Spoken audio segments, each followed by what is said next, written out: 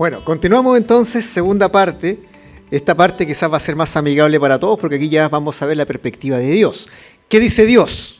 Porque esa pregunta es la más importante para nosotros, porque recuerde que Génesis dice que cuando Dios dijo algo, algo pasó, y eso que pasó fue bueno. ¿Se acuerdan? Génesis capítulo 1. Y Dios dijo, algo sucedió, y eso fue bueno completamente. Entonces, tenemos que entender que no basta con hacer el diagnóstico, no basta con dar la información, hay que establecer qué es lo que Dios dice. Y esa es la parte importante, que usted y yo también somos responsables como hijos de Dios, en función de que usted también tiene que estar leyendo su Biblia, tiene que estar leyendo libros de cristianos que hablen también sobre esto, o autores también que le puedan a usted alimentar espiritualmente, intelectualmente y emocionalmente. Todo eso es responsabilidad nuestra, porque está la información ahí para nosotros, pero la revelación también está disponible para cada uno de nosotros. Entonces, ¿cuál es la perspectiva bíblica, ¿no es cierto?, que Dios tiene para nosotros? Y esto hay que entenderlo desde el punto de vista de que la perspectiva bíblica que Dios tiene para usted y para mí, eso tiene que determinar mi identidad. ¿Sí? Recuerde, las ideologías dicen, tú eres quien tú te percibes ser, como tú crees que eres, y se acabó, independiente de tu biología, independiente de tu psiquis. Eso es independiente. Tú, como tú te sientas, eso eres.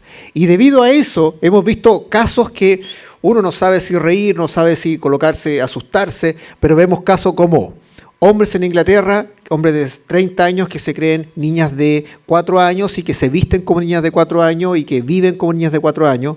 Una mujer en Estados Unidos que se casó con una estación de tren. Son casos reales, no estoy inventando. ¿Sí? El otro caso que supe, ¿cuál fue? El de una mujer adulta que vive 24/7 como una niña también de 1 año, y toda su casa está adaptada como para una niña de 1 año, con una cuna, compra pañales. De hecho, una de las anécdotas que decían que todo lo que ella recibe en dinero, no sé de dónde, lo gasta en pañales. Entonces, estamos llegando a esos puntos, ¿ya? Y bueno, y lo último que lo supe por unos alumnos míos cuando analizamos algunos casos así, fue de que un hombre estaba enamorado de un cenicero de bar. Y hay hasta una sesión de fotos al respecto. Entonces estamos llegando a eso ya está pasando. Y por eso les digo, uno no sabe si reír, asustarse, pero es la realidad distorsionada que estamos viviendo, pero no significa que sea la realidad. Por ende, ¿quiénes somos realmente? Esa pregunta es una pregunta que existencialmente se han hecho filósofos desde hace mucho tiempo atrás, y siempre se ha intentado responder. Hay respuestas muy buenas como respuestas que no satisfacen mucho, pero Dios ya nos viene diciendo quiénes somos. Y eso es lo que quiero establecer ahora, entendiendo de que el Evangelio no es conciliable con los feminismos de ninguna ola, y tampoco en la ideología de género, ni tampoco el aborto, ni tampoco estos movimientos que están acá, ¿ya? Ninguna ideología política. Yo sé que mañana hay que ir a votación y usted y yo tenemos que ir a votar. Vaya a cumplir con ese deber porque es responsabilidad nuestra también. Pero cuando usted vaya a votar, no vaya a votar por un salvador. ¿Se entiende, no? Porque nosotros ya tenemos un salvador. Sea quien salga, el que va a salvar el país es Cristo. Y el que nos va a dar estabilidad en el país es Cristo. Y el que a usted le va a proteger, independiente de una crisis económica, independiente de un gobierno que sea de su preferencia o no, ese es Cristo. Entonces, nosotros no votamos por un salvador del país, no votamos para que se arregle el país, votamos porque es nuestro deber, pero seguimos orando por las autoridades que están ahí.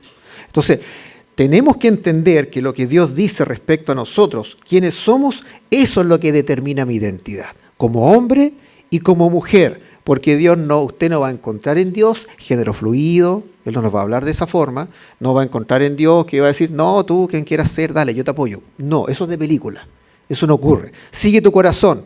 William Wallace se encargó de dejar eso en nuestro corazón justamente, y nos creímos eso por mucho tiempo. Sigue tu corazón. Y las películas de Hollywood nos decían, sigue tu corazón.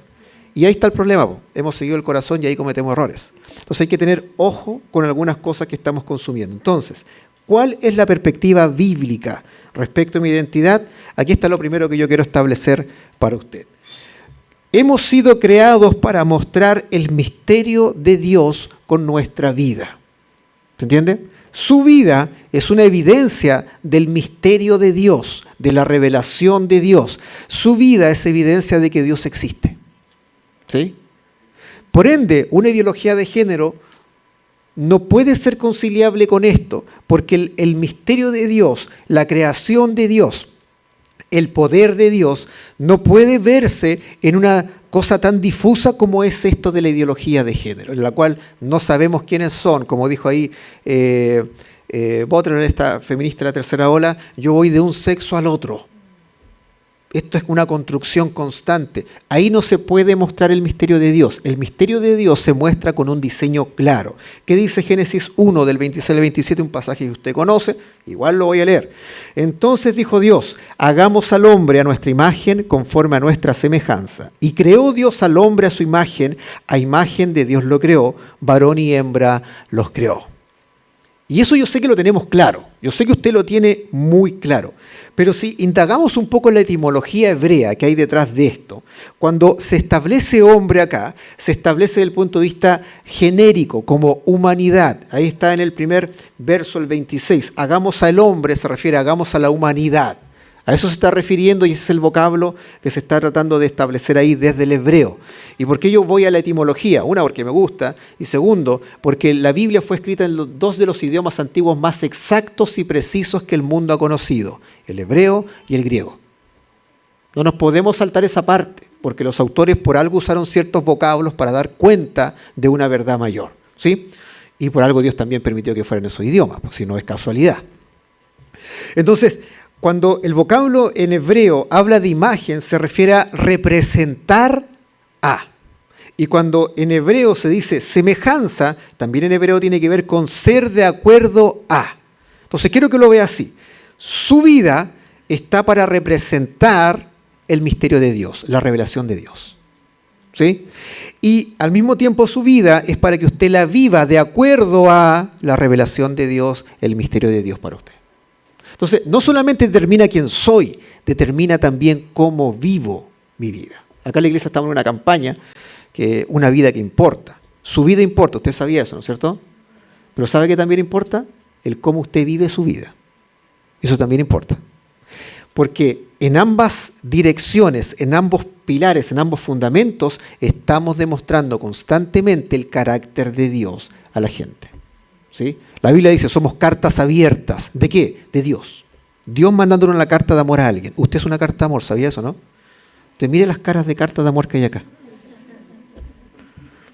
Porque su vida no está aquí por accidente, independiente de las circunstancias en las cuales usted haya llegado. Mi hija menor, la tercera, Leonor, ella llegó y nos enteramos a los 5 meses.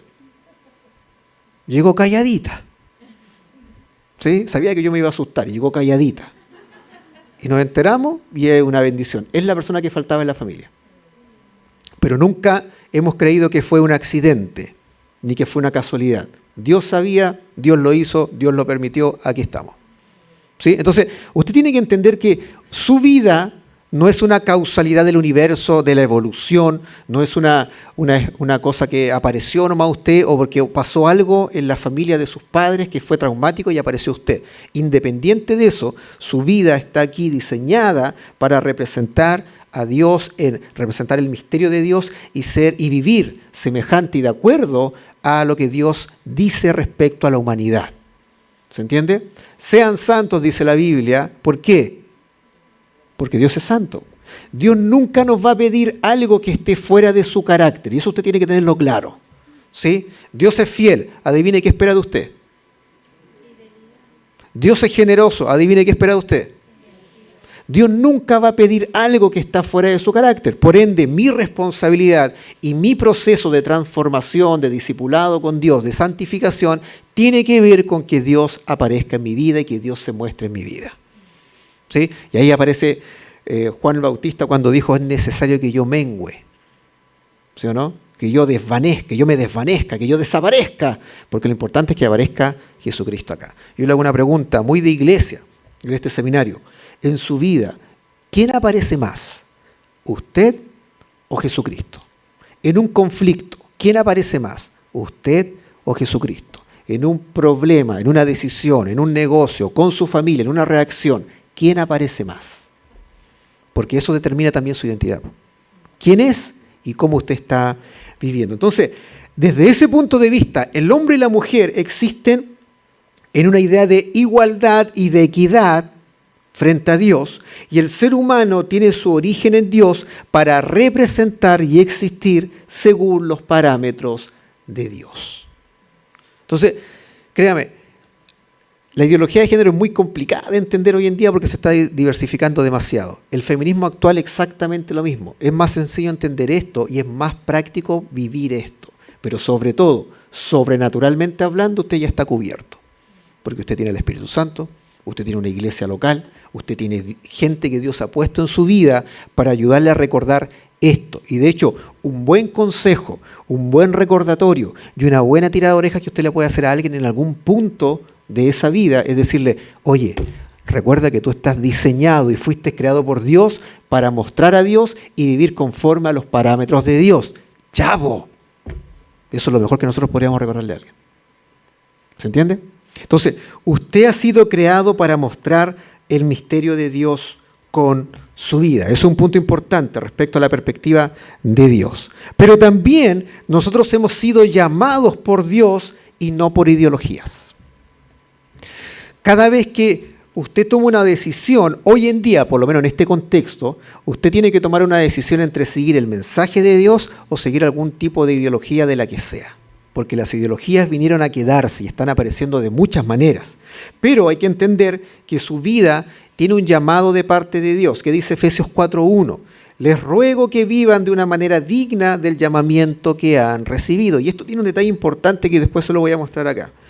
El llamado, y esto es algo práctico, el llamado no solamente se escucha y se recibe, sino que también se vive. ¿Ya? Bueno, cuando uno era chico, típico, pues, la mamá le decía, a uno de nosotros nos decía, anda a comprar pan, y ya. Y ahí estaba el pan, pues todavía nadie lo iba a comprar. Y usted seguía viendo tele, y usted seguía en otra. Típico de niños, pues me pasa con mi hijo, le pasa a lo mejor a usted con su hijo, ¿sí? Y ustedes como hijos, algunos que están acá, a lo mejor todavía saben qué les pasa eso, ¿ya? Porque una cosa es que escuchemos algo y otra cosa es que después hagamos eso que nos están diciendo que hagamos. ¿Se entiende? De hecho, hay una parábola que Jesús establece respecto a dos hijos que el papá les dice, oye, anda a trabajar acá, ya, le dice, no va. Y después le dice al otro, anda, no quiero ir. Se arrepintió, ya, mejor voy. ¿Quién ahí optó por la mejor decisión? El que se arrepintió y fue. Porque al fin y al cabo depende de qué. Usted accione el llamado de Dios en su vida, pero ojo, cuando usted accione, tiene que vivir de una manera digna según el llamamiento que usted ha recibido. Si a usted Dios le ha llamado, voy a usar una figura, una pequeña metáfora práctica. Yo lo enseñé hace años atrás aquí en un paso a paso, y los hermanos se reían. Si a usted Dios le ha llamado a ser tenedor, no insista en ser cuchara. ¿Se entiende, no? Porque somos porfiados nosotros. Insistimos con ser alguien que no somos y al mismo tiempo insistimos con intentar convencer a Dios que mi llamado es distinto al que Él me dice a mí, porque así somos de porfiados. El llamado de Dios para nosotros es claro, obviamente se va desarrollando, pero el punto es que yo tengo que escucharle, tengo que recibirle y luego tengo que vivir ese llamado. Los llamados no son solamente para escuchar una información de parte de Dios, es para que produzca un cambio en mí y ese cambio se ve en un estilo de vida. Entonces, la forma de vivir ese llamado es bajo los parámetros de Dios. ¿Por qué? Recuerda el punto anterior. Usted y yo hemos sido creados para mostrar el misterio de Dios con nuestra vida. ¿Sí? Ahora, vivir de una manera digna, en términos prácticos, es eso, un estilo de vida. ¿Ya? Y no sé si usted ha leído el libro de Efesios completo, así de una vez. Fíjese que el verso 4.1 está justo al centro de la carta. Es justo el punto medio de la carta. Si usted saca la cuenta entre lo que se dice del capítulo 1 al capítulo 3, verso 27, si no recuerdo mal, y luego capítulo 4, verso 1, y luego lo que dice el capítulo 4, verso 2 en adelante, hacia el 6, usted se da cuenta que el verso 1 del capítulo 4 está justo al centro y es un punto de balance, es como una pequeña balanza que establece Dios en esa carta para nosotros respecto a todo lo que Pablo estaba diciendo en los primeros capítulos. Luego llega un punto de equilibrio y una base en el capítulo 4, verso 1, y luego viene el despliegue de los demás versículos en adelante. Entonces, ¿qué le estoy diciendo con esto? Le estoy diciendo lo siguiente, que usted y yo tenemos que tomar una decisión cada vez que Dios nos llama a algo. ¿Y cuál es esa decisión? Mire, si usted se da cuenta, acá está resumido todo lo que aparece en la primera parte de la carta de Efesios. ¿Cuál es el propósito y el llamado de Dios explicado desde sus fundamentos eternos? ¿Sí? ¿Recuerda algún pasaje de los primeros versículos del libro de Efesios? ¿Qué es lo que dice? Mire, si tiene una Biblia o un dispositivo, búsquelo. Mire, búsquelo rápidamente. Fíjese lo que dice el libro de Efesios en los primeros versículos. Fíjese lo que Pablo está planteando desde la cárcel, ahí en un hoyo, está planteando respecto a nosotros y respecto a este llamado que hemos recibido de parte de Dios. Él está planteando algo tremendo, sumamente grande, que ni siquiera nosotros con toda una vida vamos a lograr entender, pero sin embargo podemos experimentar todos los días. ¿Alguien tiene por ahí el verso? ¿O algunos de los primeros versos, del verso 13 en adelante? ¿Sí? Del 13 en adelante. Que lea rápidamente algunas frases de ahí, cualquiera.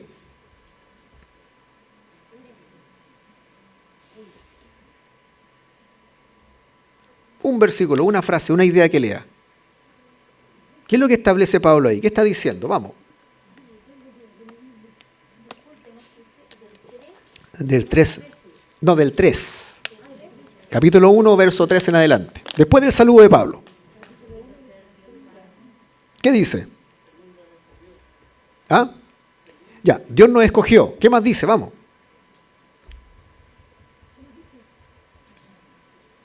Ustedes tienen el texto ahí. Yo estoy pidiendo que saquen textual ahí. Capítulo 1, estamos en el capítulo 1. ¿Qué dice? Dios nos escogió. ¿Desde cuándo? ¿Qué más hizo Dios con nosotros? Vamos, siga. Para que fuésemos santos. Nos llamó. ¿Qué más? ¿Ya? Habla de bendiciones. ¿Qué clase de bendiciones? Fuimos adoptados. ¿Bendiciones de qué tipo? De todas las que están en el cielo, para nosotros disponibles acá. Fíjese que solamente la mitad del capítulo 1, al menos en esos versículos que están ahí, ya nos intenta decir Pablo, tu vida, tu identidad está definida de todo lo que viene del cielo, está definida por eso. Todas esas bendiciones que uno aspira, que se imagina que podrían estar viviendo, que están en el cielo, están disponibles para ti acá. Eso define tu identidad. Y eso define también la forma en la cual tú vives tu llamado, vives tu vida. Entonces, si usted sigue leyendo, es toda una panorámica tremenda respecto a lo que es la iglesia. Nosotros somos iglesia, ¿no es cierto? Entonces usted entenderá que todo eso llega no solamente que usted conozca, se informe, porque el problema que tenemos los cristianos es que somos buenos para informarnos de la Biblia. Y ahí queda. Pero ¿qué pasa con experimentar la Biblia? La voz de Dios, cuando Dios nos dice algo, no es para que nosotros nos informemos, porque para eso está Internet. ¿Sí o no? Para eso está Wikipedia, para los que les gusta Wikipedia. ¿Sí? Cuando Dios habla, Dios quiere transformarnos. Y no hay transformación si es que yo no tomo decisiones respecto a lo que Dios me está diciendo. ¿Sí? Jesucristo fue bien claro, porque dijo, Mateo capítulo 7, yo voy a comparar a un hombre sabio con aquel que escucha y hace lo que yo le digo. Y ahí aparece la parábola y la figura del hombre que construye su casa en la roca. ¿Quién es la roca? No, es lo que Cristo dice.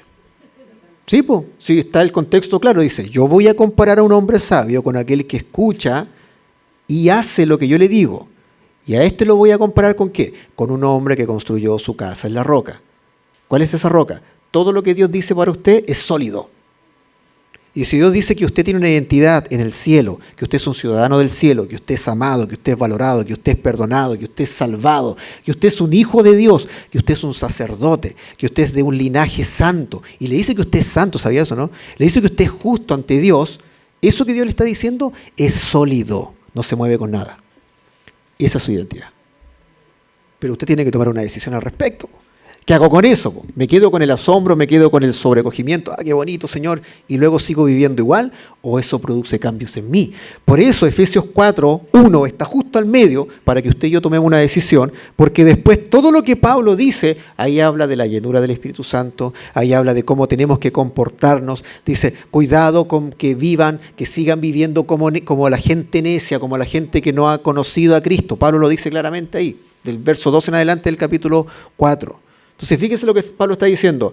Dios nos llamó, nos ha dado un montón de bendiciones. Dios nos ha escogido desde antes de la fundación del mundo. Así que vivan conforme al llamado que han recibido.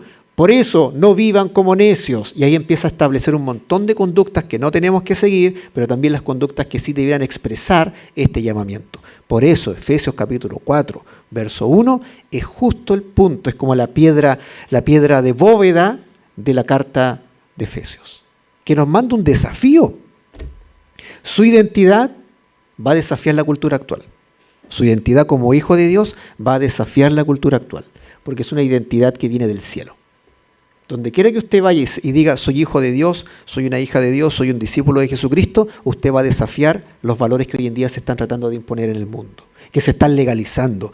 Todo lo que la gente cree hoy en día respecto a la identidad, que la identidad es fluida y una construcción, usted cuando diga, no, no es así, yo soy un hijo de Dios, soy un hombre, soy una mujer, usted automáticamente va a generar fricción, va a desafiar, pero esa decisión tiene que tomarla todos los días.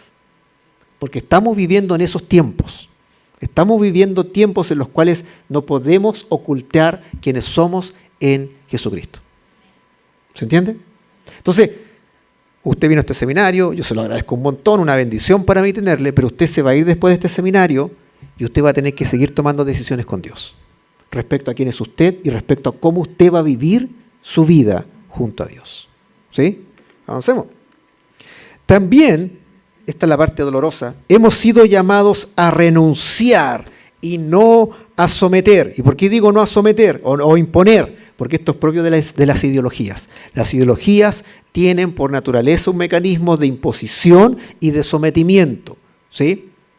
¿Cuántas veces usted ha escuchado en el debate público de que si usted dice que no está de acuerdo con el estilo de vida de un homosexual, usted es homofóbico? De hecho, estamos viviendo la época de las fobias. Hace poco leí, es totalmente, ¿cómo se llama?, injustificable lo que hizo un conductor de micro allá en México. No fue acá, menos mal que no fue acá, porque ya hubiera sido mucho para nosotros. Pero un conductor en México puso un mensaje totalmente hiriente hacia las personas obesas. Y lo puso en la ventana y lo andaba riendo por todos lados. Y en el encabezado aparecía el concepto de gordofobia. Hoy en día le estamos aplicando el concepto de fobia a todo. ¿Sí? Transfobia.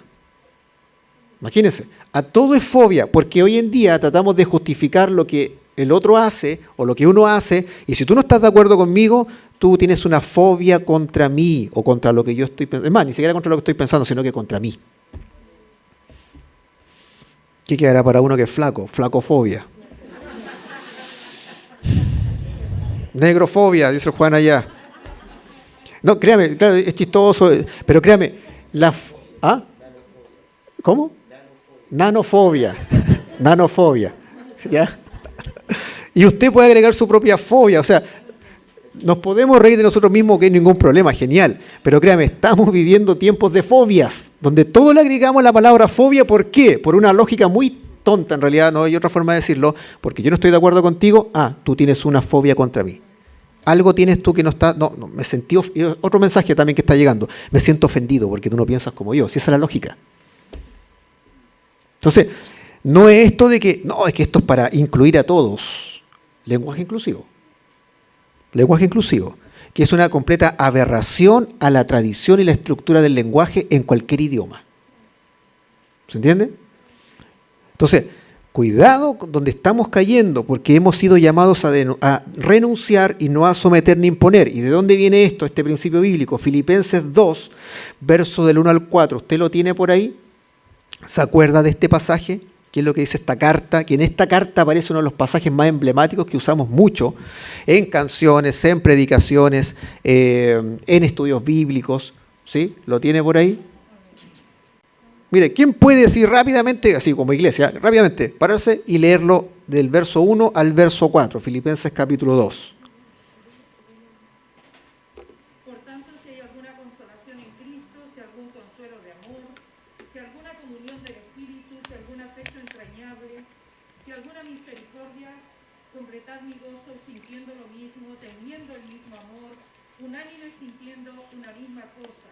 Nada hagáis por contienda o por vanagloria, antes bien, con humildad, estimando cada uno a los demás como superiores a él mismo, no mirando cada uno por lo suyo propio, sino cada cual también por lo de los otros. Ahí está, gracias mi pastora. Mire, este es el tema. ¿Qué es lo que acaba de leer acá mi pastora Pilar? Es lo siguiente, 3 ideas claves que están contenidas ahí. Primero, nuestra renuncia se basa en la persona de Jesucristo y en su obra transformadora. ¿Qué dijo Jesucristo? Fue muy claro. El que quiere ganar su vida, ¿qué va a pasar? La va a perder. Pero el que la pierde, La va a ganar. Jesucristo fue del día 1, claro, aquí hay que renunciar, chiquillos. Hay que renunciar a hartas cosas, pero en esa renuncia ustedes van a ganar. Pero ¿de dónde saco la fuerza? ¿De dónde saco esa convicción? ¿De dónde saco esa perspectiva de vida respecto a mi identidad? ¿Sí? Es la persona de Jesucristo. Y es lo que Él está haciendo de forma transformacional, de forma santificadora en usted y en mí. ¿Sí? También el texto nos deja ver que hay una convicción, una unidad que viene desde lo interno. ¿Ya? La unidad no se puede fabricar. Yo me acuerdo hace mucho tiempo atrás. En primer año de universidad, una compañera insistía con juntarnos a todo el curso, que éramos como 30 que habíamos ingresado a la carrera de filosofía, insistía en juntarnos para conocernos, para ser amigos. Ya, día 1 está bien, día 2, día 3, 2 semanas después. Llegó un punto en que en una clase insistió con el tema y se puso a llorar porque nadie pescó, nadie nunca... Pero no se dio cuenta ella de que en esa semana ya se estaban formando grupos, se estaban formando ahí lazos, ya uno ya decía que iba a las clases con la persona y siempre se juntaba a conversar afuera con la misma persona, porque eso se tiene que dar de forma natural, no se puede forzar una unidad, no se puede generar de forma artificial. La unidad en Cristo viene de un punto de vista sobrenatural, que también necesita tiempo para formarse, necesita autenticidad. Por ejemplo, necesita confiabilidad, pero sobre todo necesita una convicción interna que produce el Espíritu Santo. ¿Cuál es esa convicción? Que es bien práctica. Que cuando usted ve a su hermano y pasa rabia con un hermano, usted tiene que recordar esto y el Espíritu Santo siempre lo recuerda. Dios está obrando en la vida de mi hermano. Entonces usted quiere que escriba 100 veces. Dios está obrando en la vida de mi hermano. Dios está... Porque cuando también nos ven a nosotros, adivine qué está haciendo el hermano cuando lo ve. Mentalmente está diciendo, Dios está obrando en la vida de mi hermano. Porque si sacamos la unidad que el Espíritu Santo genera en una iglesia, dejémosla ahí nomás. Entonces, hay una convicción interna y ahí Pablo está llamando a eso. Esa convicción viene de lo interno, viene de un corazón renovado, de una mente renovada, de una emoción renovada, de un aspecto relacional completamente renovado que produce el Espíritu Santo. ¿Sí? Y nuestra renuncia se expresa, y esta es la clave, desde valores contraculturales. La cultura que dice ahora, muchas cosas que escapan a lo que Dios dice. ¿Qué valor está colocando la cultura actual hoy en día? Y por eso la carta de Romanos, capítulo 12, cuando dice Pablo, no se amolden a este mundo, es muy contingente, nunca va a pasar de moda. De hecho, la Biblia es un libro eterno que no hay tiempo que se le pueda echar abajo. Entonces usted debe entender lo siguiente. Hoy en día, ¿qué dice la cultura? Si tú no piensas como yo, estás mal, eres intolerante. Eso es lo que dice la cultura, y ese es el valor. La tolerancia hoy en día ha dejado de ser soportarse y poder conciliar o incluso ceder. Hoy en día la tolerancia es, tienes que pensar como yo. Ese es el valor que hoy en día se está planteando. ¿Sí? Hoy en día, cada vez más, el tema de los derechos es una forma egocéntrica de decir, yo soy lo más importante. Hoy en día hay derecho para todo. Hasta el aborto le han puesto derechos reproductivos de la mujer. ¿Se entiende, no? Entonces, cuidado donde estamos cayendo, porque los valores que hoy en día están imperando en el mundo son completamente irreconciliables con lo que el Evangelio dice. Y cuando Jesucristo dejó claro eso, fue cuando la mamá le preguntó por el hijo, ¿y mi hijo podrá estar contigo en los lugares de honor? Y Jesucristo le dio vuelta a la torta y le dijo, aquí el mayor es el que sirve. Es más, yo lo estoy demostrando, es más, yo lo voy a demostrar. ¿Qué dice Efesios capítulo verso 2, verso 5. Léame solamente el verso 5 en adelante. O sea, el verso 5 solamente, perdón. ¿Quién lo tiene por ahí? Solamente el verso 5. Tengan la misma manera de pensar que tuvo Jesucristo. ¿Cuál es la manera de pensar de Jesucristo? Jesucristo no pudo haber sido más claro. Yo no vine a ser servido, ¿vine a qué? Cuando Jesucristo dijo eso en el contexto de su época, a nosotros no nos hace quizás mucha cosquilla, lo vemos como algo, qué bonito. No. Deben entender que cuando Jesucristo dijo eso, en esa época, Él estaba yéndose en contra de toda la cultura casi judía y también de la romana. Porque los que servían en ese nivel, lo que estaba diciendo es, yo no he venido a tener esclavos, yo he venido a ser el esclavo. Eso es lo que estaba diciendo Jesucristo. ¿Sí? Entonces ahí usted entenderá por qué Jesucristo le lavó los pies a sus discípulos. Porque estaba generando un valor que era completamente contracultural. Oye, acá los que son mayores son servidos. Aquí en mi reino los que son mayores son los que sirven. ¿Se entiende, no? Entonces, el liderazgo en una iglesia no es el que manda, es el que sirve. Usted aspira a un ministerio grande en el Señor, sirva. ¿Sí? Es que a mí me gustaría irme para allá lejos. Empiece sirviendo en su iglesia local. Es que a mí Dios no me da ninguna posición importante porque a lo mejor usted no está sirviendo todavía en las cosas pequeñas. ¿Qué dice Jesucristo? En lo poco fuiste fiel, en lo mucho te pondré. Son principios prácticos de administración de vida. Entonces, renunciamos al poder y control, y aquí viene la parte importante, para que Cristo sea Señor. ¿Cómo se define mi identidad? Yo renuncio a quién soy yo, aquí lo importante es que Cristo aparezca como el más importante. ¿Sí? Que Él tenga el señorío, porque nosotros somos pillos, decimos que el Señor sea el Señor del mundo y de tu vida. No, porque ahí ya es distinto, ya porque somos pillos. El señorío del Señor no parte en el mundo. ¿Sabe dónde parte? En su vida. Ahí parte. Ese es el punto de inflexión de mi identidad. Porque, ¿cuál es la ideología? Uno de los valores de las ideologías imperantes actuales es que alguien se tiene que hacer cargo de mí, alguien tiene que hacerse cargo de eso, pero yo no me hago cargo. Voy a contar una anécdota. Aquí la Pilar se ríe de esta anécdota. Hace tiempo acá, en la cocina, se había acabado el quick. ¿Ya? Se acabó el lavaloza. Se acabó. Y aquí los profesores en el comedor, cuando estábamos sin la pandemia, venían, lavaban sus cositas, algunos se las llevaban para la casa, qué sé yo, en el comedor que está acá. Entonces de repente una persona viene y dice, oye, no hay lavaloza acá, no podemos lavar la loza. Y yo le digo, sí, pues no hay, pero bueno, yo se lo para la casa, qué sé yo. No, es que aquí podríamos entre todos hacer una vaquita y comprar un lavaloza. ¿No dice que un lavaloza cuánto sale? El más barato, ya, el Virginia. No sé, pues ustedes sabrán, pues, ¿cuál comprará? Pero un lavaloza 1.000 pesos, el más barato, 1.000 pesos. O sea, ya, hagamos la cuenta, hagamos una vaquita entre 30 personas que almuerzan para comprar un lavaloza. ¿Quiere estar a cargo de esa vaquita? Yo no, por lo menos. Yo prefiero 1.000 veces, ya yo lo compro. Yo le dije, inocentemente, no, ya no fue inocentemente, le dije, pero cómprelo usted, pues. No, pues dijo. Y ahí quedó la conversación. Ese es el valor imperante hoy en día. Es que el Estado tiene que hacerse cargo. ¿Se entiende, no? No es que la sociedad tiene que hacerse cargo porque ellos son los culpables. Yo no fui. Yo no soy. Yo no lo voy a hacer, a menos que lo hagan por mí, a menos que eso me lo den a mí. Ahora, claro que hay formas y formas, hay instituciones que aportan, que ayudan, que son responsables de ciertas cosas, pero el Estado no es responsable de mis decisiones más personales y más esenciales, y el Estado no es responsable de mi identidad y cómo yo vivo mi vida. Eso hay que dejarlo claro. ¿Se entiende, no? Entonces, renunciamos para que el control lo tenga Cristo primero en mi vida. Y a medida que yo, acá, allá y así, todos los que estamos en este seminario vamos renunciando y cediendo al control de Cristo, ¿qué va a pasar en el mundo? El mundo va a ser impactado por el señorío de Jesucristo. ¿Sí? Renunciamos para hacernos siervos como Cristo. ¿Sí? No renunciamos para que usted diga, yo estoy renunciando, aquí estoy renunciando, mírenme, #renunciando, aquí renunciando y coloca cara renuncia. No, porque somos egocéntricos, si es la verdad.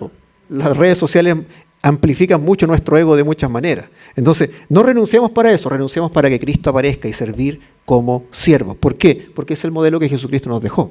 ¿Sí? Y en la renuncia, y aquí está el detalle importante, está el reconocimiento de Dios para nosotros.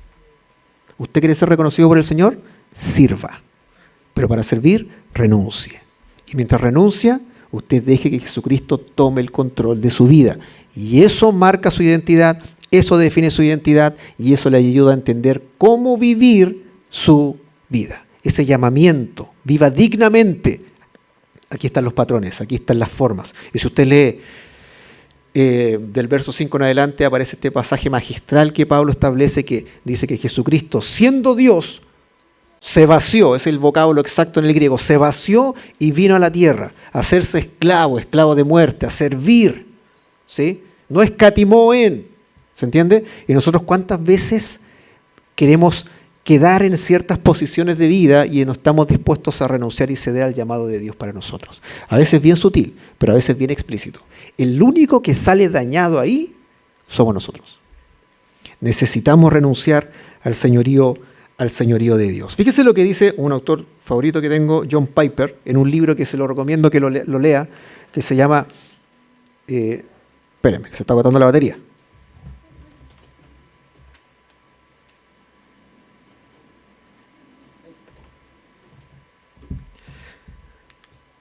Y...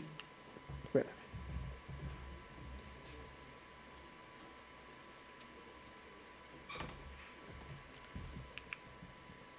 Y no pasa nada.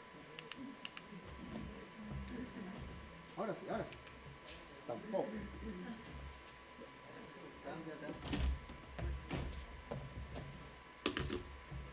Ahí sí, pues, ¿cuál es el problema? Fíjese lo que dice... Ahí sí. Lo que dice John Piper, un autor favorito, como le decía yo, un libro que se llama Los peligros del deleite. Léalo, muy bueno ese libro que nos deja claro muchas cosas. Él dice, la naturaleza y la profundidad del orgullo humano se ve con mayor claridad al comparar la jactancia con la autocompasión. Ambas son manifestaciones del orgullo. La jactancia es la respuesta del orgullo al éxito y la autocompasión es la respuesta del orgullo al sufrimiento. La jactancia dice, merezco admiración por todo lo que he logrado. En cambio, la autocompasión dice, merezco admiración por todo lo que he sufrido. ¿Qué es lo que vemos hoy en día en esta ideología? Vemos gente que se está aprovechando de estos movimientos y busca posiciones de poder. Ahí está la jactancia. Pero vemos también cómo estos movimientos promueven el victimismo, o sea, la victimización constante de que a mí me tienen que ayudar, me tienen que servir, me tienen que arreglar la vida porque yo soy víctima. Fíjense el tipo de identidad que estos movimientos de una u otra forma están planteando a nuestros hijos. Los derechos del niño hoy en día se están planteando con que los niños son víctimas de muchas cosas, inclusive de sus padres. Yo ya se lo mencionaba ahí. Destruir la familia de forma teórica práctica, lo dijo Carlos Marx. ¿Se entiende, no? Y el proyecto ya está aprobado. Derechos de protección para la niñez. El niño puede elegir si o no sigue bajo la tutela de sus padres y el Estado eventualmente se hace cargo porque tiene la potestad. O sea, los padres, en estos momentos los que somos padres, corremos peligro respecto a nuestros hijos. Entonces, autocompasión. Eso es lo que está imperando hoy en día en estos tiempos y nosotros tenemos que marcar la diferencia ¿cómo? Como Jesucristo lo estableció ahí, como siervo, renunciando constantemente. Ahora, otro detalle importante. Hay una perspectiva, y esto ya es lo último, una perspectiva que es más elevada, es más perfecta, es más eterna. Jeremías 29:11, Isaías 55, del 8 al 9. ¿Usted conoce estos pasajes? Yo sé que los conoce, a lo mejor no sabe la cita o no se acuerda la cita. Que alguien por favor busque Jeremías 29:11 y otra persona que lea Isaías 55 del 8 al 9. Y aquí nos vamos a dar cuenta que estos pasajes los hemos leído mal muchas veces, que no hemos logrado captar realmente la intensidad de estos pasajes y cuando lo veamos ahora, usted se va a dar cuenta que muchas veces hemos errado en lo que Dios tiene preparado para nosotros. ¿Ya? ¿Quién tiene Jeremías 29:11? Que lo lea ahí rápidamente.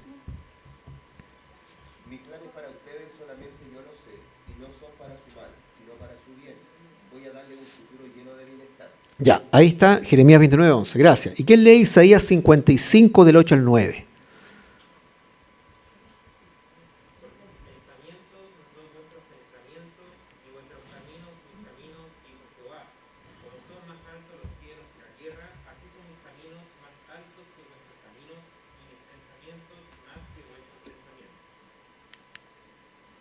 ¿Saben lo que tienen en común estos dos pasajes?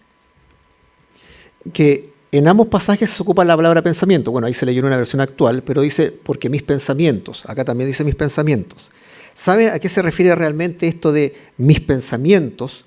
En hebreo tiene que ver con diseño, con una obra ingeniosa y con un propósito. O sea, acá no se trata de que Dios piensa en mí.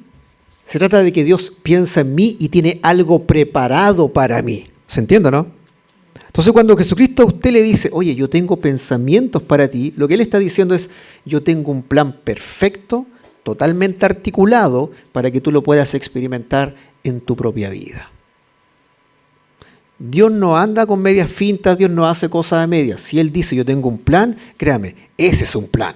Si usted vio el plan maestro de la película, vio los Eleven de Ocean o vio todas estas películas que generan planes espectaculares de robo, que son geniales esas películas, créame, todas esas películas juntas se quedan cortas con los planes que Dios tiene para cada uno de nosotros. ¿Sí?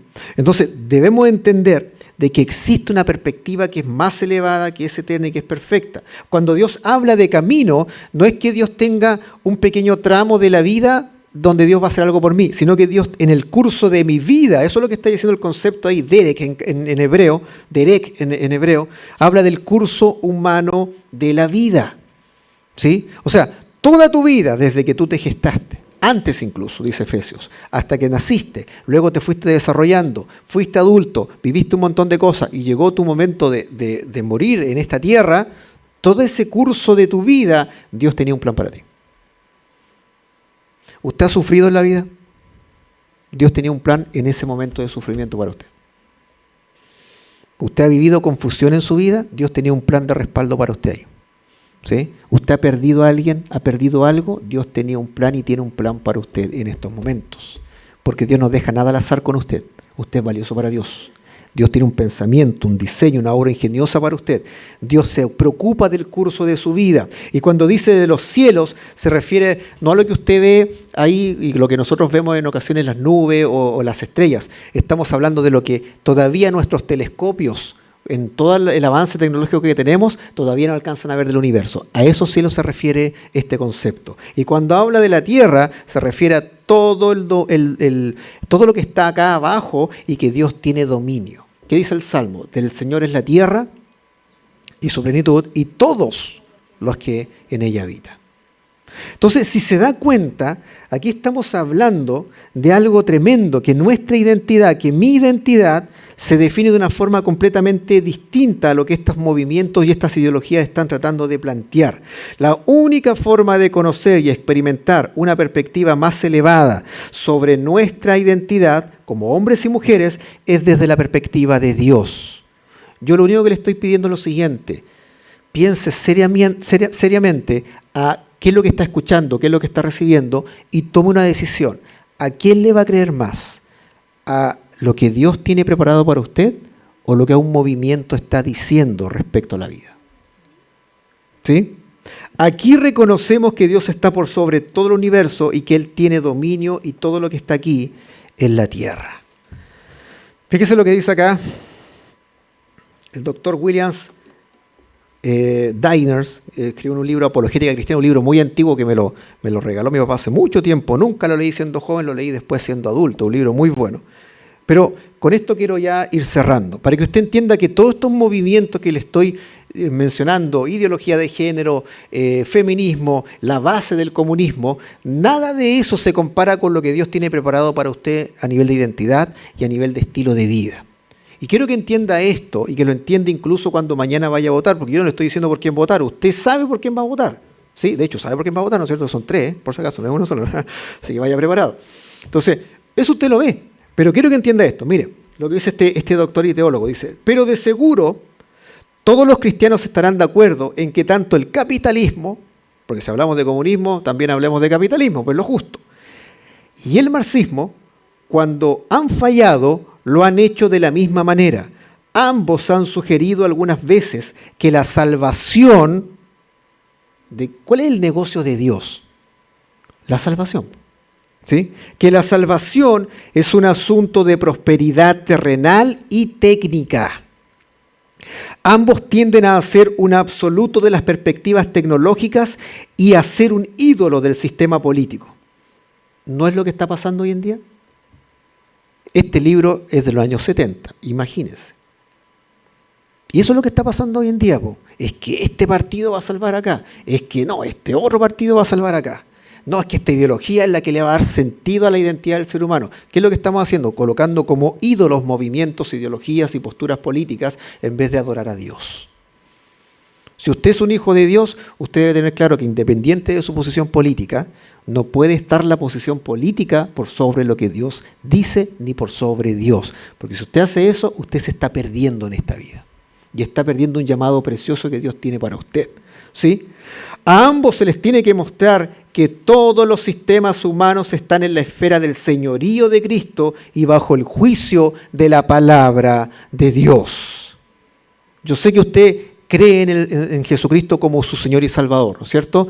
Ahora usted tiene que informar su espíritu con la palabra de Dios, porque ¿dónde está el juicio para esto? ¿Dónde está el dictamen para esto? ¿Dónde está la justicia de todo esto? ¿Dónde la encontramos? En la palabra de Dios. Lea su Biblia. Lea su Biblia. Entonces, para cerrar y tener el tiempo de preguntas que usted eventualmente pueda hacer, solamente le quiero decir esto. Este es solo un seminario, no es más que eso. No es la salvación para su vida. Créame, yo no salvo a nadie. ¿Ya? Este es un seminario que le quiso informar, que le quiso hacer pensar, que le quiso dar un insumo donde usted va a tener que seguir investigando, pero este es un seminario que si hay algo que Dios quiere hacer a través de este seminario es que todos nosotros tomemos una decisión, pero una decisión de verdad respecto a quiénes somos realmente en Dios. Y eso nos va a afectar, culturalmente nos va a afectar, eso va a traer fricción, eso va a traer un choque, pero es propio de, porque tenemos que renunciar a la comodidad. Tenemos que renunciar al quizás no ofender a alguien, no porque estemos tratando mal a alguien, sino que la verdad muchas veces ofende, muchas veces molesta. Bueno, el dicho popular es la verdad duele. Pero en realidad lo que se quiere decir es que cuando nos confrontamos con la verdad, eso incomoda. Incomoda aquí, incomoda aquí, incomoda aquí. Pero tenemos que tomar una decisión. ¿Sí? ¿A quién le va a creer? ¿A Dios, el creador del universo, el creador de su vida? ¿O le va a creer a un movimiento que va a haber otro después, y después va a haber otro, y después otro, y otro, y otro? Esa decisión, ese vivan dignos según el llamado, es la decisión y es el área chica al cual Dios nos está llamando todos los días en un mundo tan lleno de ideologías, tan lleno de movimientos que cada vez están ganando más terreno, pero la iglesia prevalece. ¿Sí? Prevalece. Y nosotros somos iglesia. Prevalezca, porque usted no está solo. Prevalezca, porque usted tiene al Espíritu Santo que está generando transformación en su vida. Y prevalezca, levante la voz con el Evangelio. Levante la voz respecto a quién es Jesucristo y lo que Él puede hacer en la vida de tantas personas que hoy en día se están perdiendo en estos movimientos que están apareciendo en la vida.